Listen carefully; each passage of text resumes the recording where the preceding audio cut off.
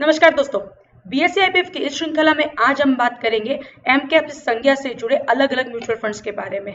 Large, जैसे कि आप स्क्रीन पर देख पा रहे हैं, large cap fund, mid cap fund, ये सारे शब्दों में एक शब्द कॉमन है, वो मतलब कैप। ये कैप शब्द कहाँ से आया? तो ये आया एम कैप इस शब्द से। एम कैप मतलब मार्केट कैपिटलाइजेशन। मार्केट कैपिटलाइजेशन कैसे गिना जाता है? तो उसका सूत्र है, वो है number of outstanding shares multiplied by price of shares. कि कभी भी कोई भी नई कंपनी इजाद होती है तो नंबर ऑफ शेयर्स ये फ्लोट हो जाते हैं मार्केट में, वो multiplied by price of share करेंगे तो एम कैप मिलेगा। स्टैटिक रहेगा वो नंबर ऑफ शेयर, बदलेगा वो प्राइस ऑफ शेयर, ऊपर नीचे प्राइस होगा, कभी ऊपर जाएगा कभी नीचे जाएगा, उसकी वजह से बदलेगा एम कैप।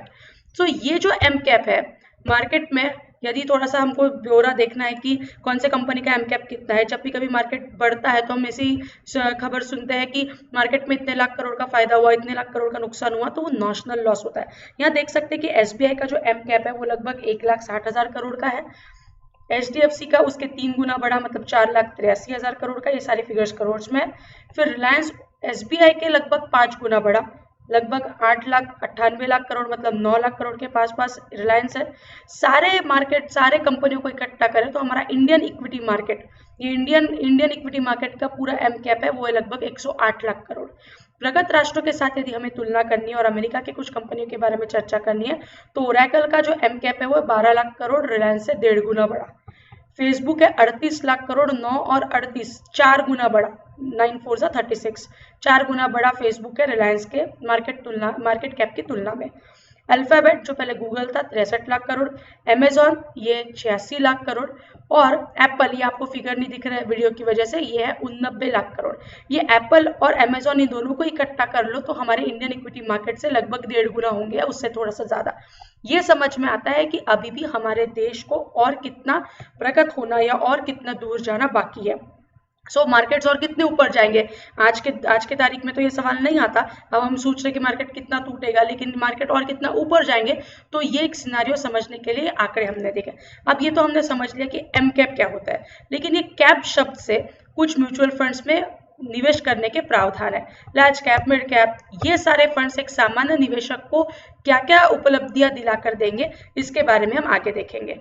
यदि ये चीज हमें देखनी है तो लार्ज कैप फंड वो होते हैं कि जो पहले 100 कंपनियों में निवेश करते हैं और 7 से 9 साल का यदि हमारा टेन्योर होगा तो हमने उसमें बने रहना चाहिए। मॉडरेट रिस्क है, एक्सपेंस रेशियो लगभग 2.23 का यहाँ पर दिखता है। मिड कैप फंड अगले 150 कंपनियों में निवेश करती है। ये लार्ज कैप से थोड़ी सी ज्यादा रिस्की ऑप्शन होगा। हमारा रिस्क प्रोफाइल यदि कहता होगा कि हम थोड़ी सी ज्यादा रिस्क ले सकते हैं तो मिड कैप फंड चुनने चाहिए।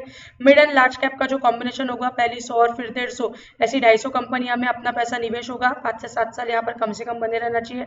2.32 का एक्सपेंस रेशियो इस कैटेगरी के एवरेज में देखा गया है।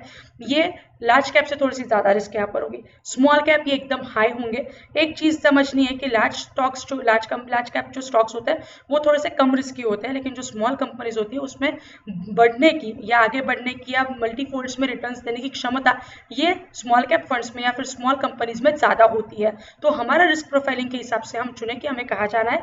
फिर मल्टी कैप फंड्स, सारी लिस्टेड कंपनियों में वो पैसा निवेश होगा, मॉडरेटली हाई रिस्क है। अपना रिस्क प्रोफाइलिंग चेक करिए, बार बार हम उसी पर चर्चा कर रहे हैं। 5 से 7 साल मार्केट में बने रहना चाहिए।